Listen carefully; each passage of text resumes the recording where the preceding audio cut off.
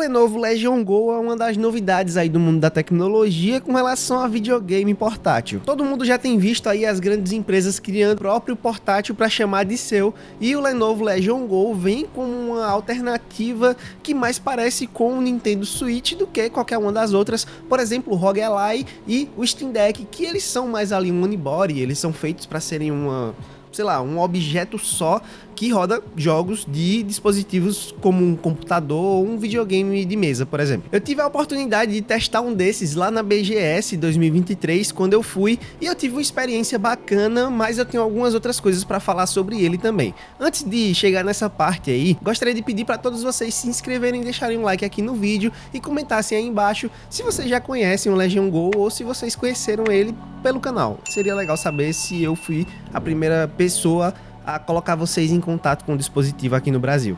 Até porque eu posso estar sendo meio orgulhoso demais, eu fui um dos primeiros do Brasil a testar esse produto em mãos e segurar ele, então meio que sim, eu fico um pouco orgulhoso disso. Se você quer saber como foi minha passagem pela BGS, tem vídeos aqui no canal e tem vídeo que vai sair ainda da minha estadia em São Paulo, que eu fui lá na Liberdade pra ver como era e tal, fiquei bem feliz de ter ido, mano, na moral. Agora vamos lá pro vídeo.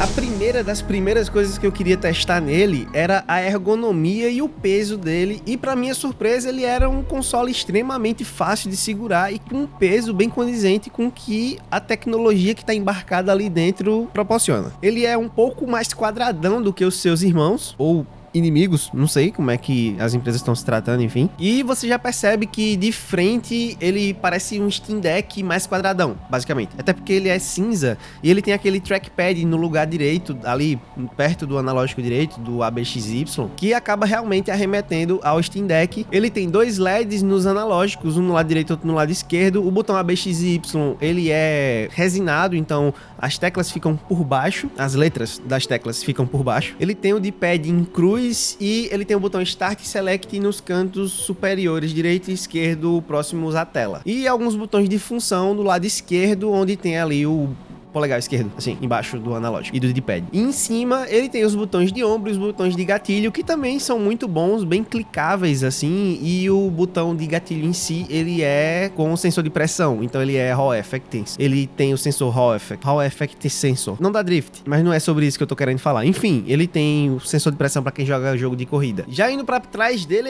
é um pouco mais estranho, porque ele tem um scroll no Joy-Con, aspas, Joy-Con direito, ele tem um scroll, e a posição dos botões M, que geralmente são botões macro, M1, M2, M3, M4, são diferentes para cada um dos controles. Eu não entendi muito bem a proposta, porque no controle esquerdo a gente tem um em cima e um embaixo para você apertar com esses dedos aqui. Que movimento! Já no outro, eles são no sentido estranho, não sei explicar, é como se o botão ele fica atrás do outro, ele não fica um em cima e embaixo, ele fica um na frente e um atrás.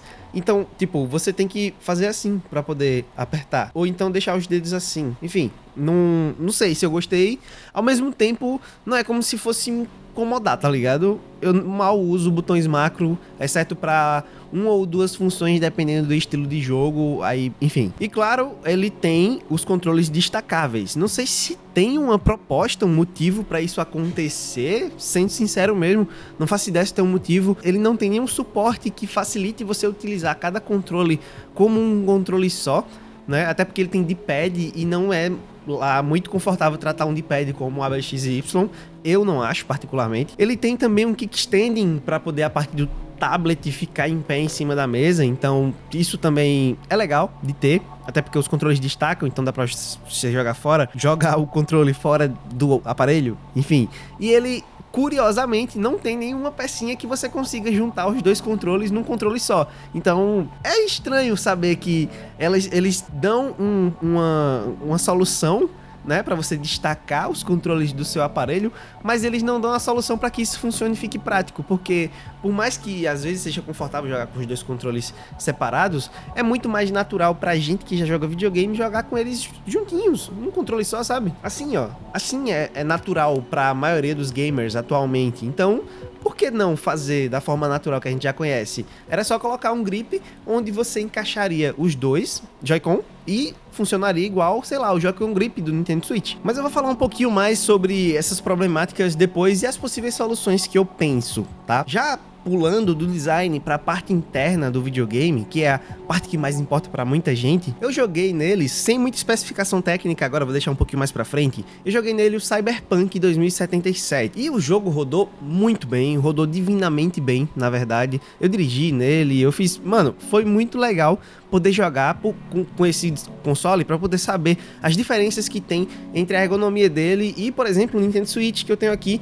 que é o que eu uso no meu dia a dia. E ele é muito confortável, tá? Além da jogabilidade dele ser também muito boa, os comandos funcionam muito bem, ele funciona com o controle tanto pelo Bluetooth quanto por conexão física, né, que é lá que ele carrega, inclusive, conectando o controle no console que você consegue carregar ele. Então, o input lag é inexistente, tanto no Bluetooth quanto no controle colado com ele. Ele funciona com Windows normal, então dá para, inclusive, você conectar uma interface HDMI com teclado e mouse e você utilizar ele como um computadorzinho também. Ele fica parecendo muito um mini PC, dependendo da forma que você queira utilizar ele. Dá para estudar e trabalhar também. Inclusive, eu acredito que ele destacar o Joy-Con torna ele um aparelho muito mais versátil do que as pessoas pensam. Afinal, a partir do momento que você tira o Joy-Con dele, eu tô chamando de Joy-Con, tá? Me desculpa, eu vou chamar de Joy-Con porque é como eu costumei a falar com os controles que se destacam do console. Ele vira um tabletzinho, então é como se você tivesse aqui o Nintendo Switch com sei lá, com Windows,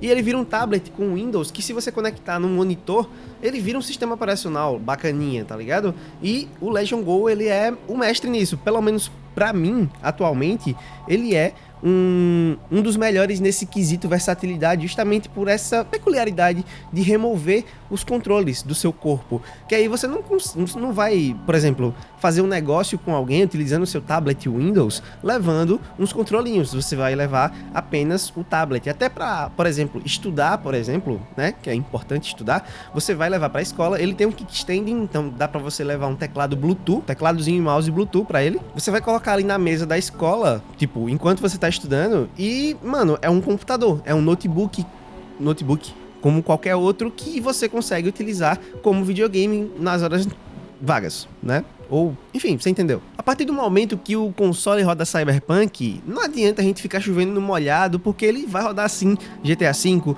Need for Speed Unbound, ele vai rodar o Elden Ring, ele vai rodar todos os jogos atuais do mercado com folga. Com folga não muito, porque a bateria dele acaba durando muito pouco. Se não me engano, a autonomia dele tá na faixa de 2 horas a 3 horas de autonomia.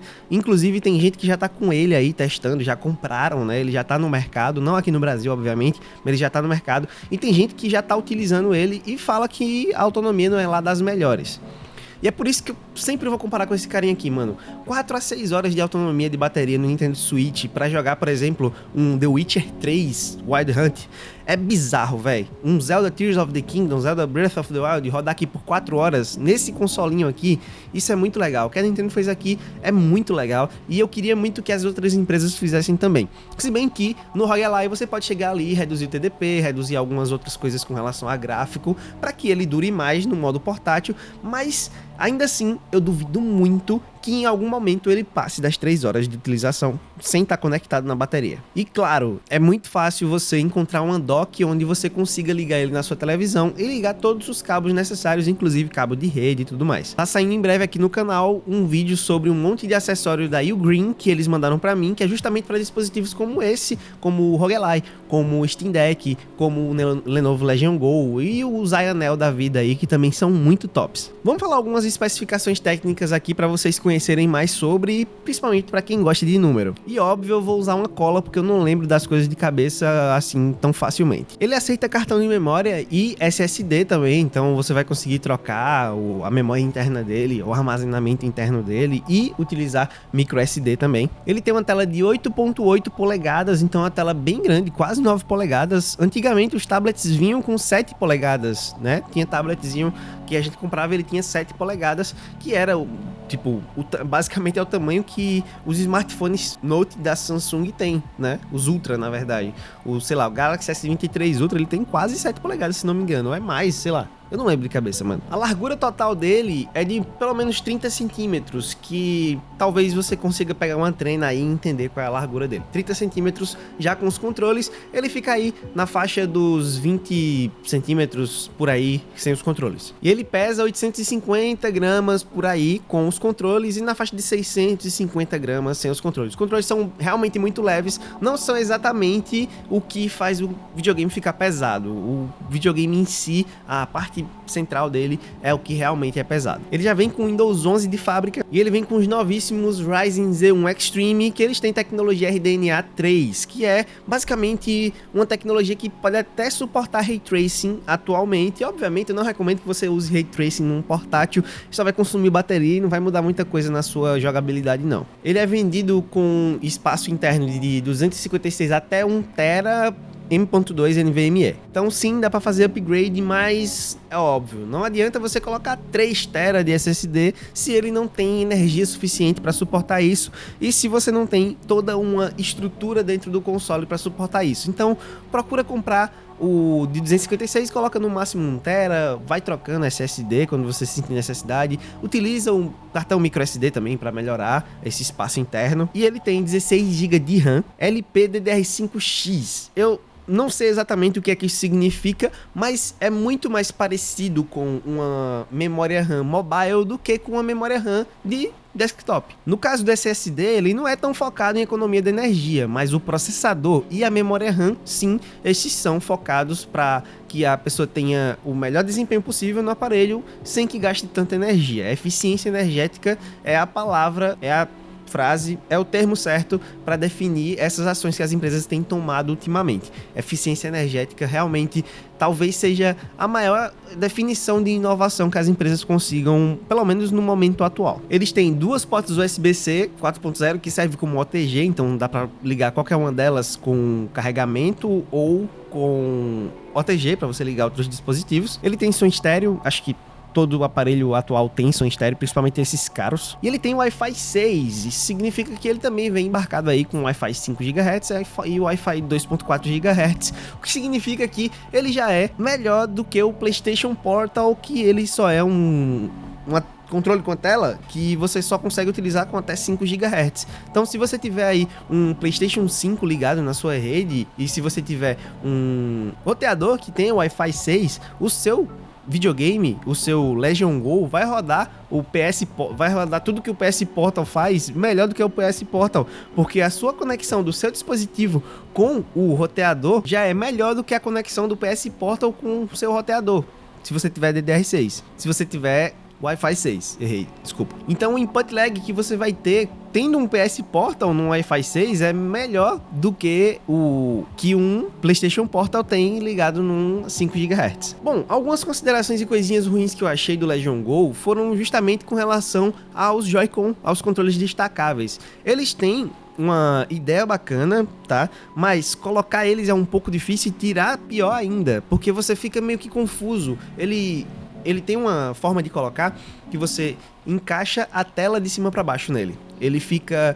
A tela fica apoiada nos controles, sabe? Ela nunca vai cair. Diferente do Nintendo Switch, que a impressão que você tem é que a tela cairia, porque os Joy-Con encaixam de cima para baixo, né? Só que eles têm uma travinha que impede justamente de sair. A impressão que dá é que ele realmente fica bem seguro, exceto pelo fato de que todos os trilhos e conexões são plásticas. E eu não entendi por que elas são plásticas, até porque isso desgasta bastante. O que a gente testou lá no stand da AMD, na BGS, ele já tava gasto e sei lá, mano, ele deve ter sido testado por quê? Uma centena de pessoas no máximo, tirando e colocando nessa quantidade de vezes. Se, sei lá, vamos colocar aqui 100 vezes tirando e colocando, ele já ficou desgastado daquele jeito. Imagine no dia a dia, com um tempo de utilização de, sei lá, 1 ano utilizando o videogame. Talvez desgaste muito e ele fica meio solto, né? Pelo que eu percebi ali, ele ficava meio solto, meio molengo, assim. Eu não sei exatamente se ele cairia,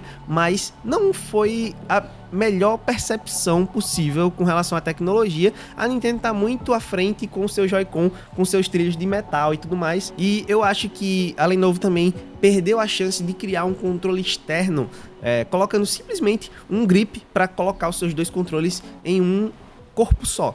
Porque por mais que a gente goste de ter a liberdade de jogar com os controles em mãos separadas, é muito mais natural a gente jogar utilizando a posição padrão de videogame. A gente já tá acostumado, então reinventar a roda talvez não seja necessário. É bom que o mercado em si provavelmente vai criar um grip para você colocar os Joy-Cons do Legion Go, né? Então não tem como a gente achar ruim uma coisa que eles não criaram, mas com certeza alguém vai. A minha dúvida vai para autonomia de bateria dos controles quando eles não estão conectados no corpo do console. Por quê? Porque eles são muito leves, eles são quase do mesmo peso do Joy-Con, talvez um pouquinho mais pesados, um pouquinho de nada, mas tem bateria ali dentro, tá ligado? Ele já é grandão para ele ter aquele peso todo e ainda ter uma bateria boa para sustentar aqueles LEDs que ele tem, aquele monte de controle e tudo mais. Então, enfim, não sei não, hein? Mas é isso. Fala pra mim o que é que você gostou.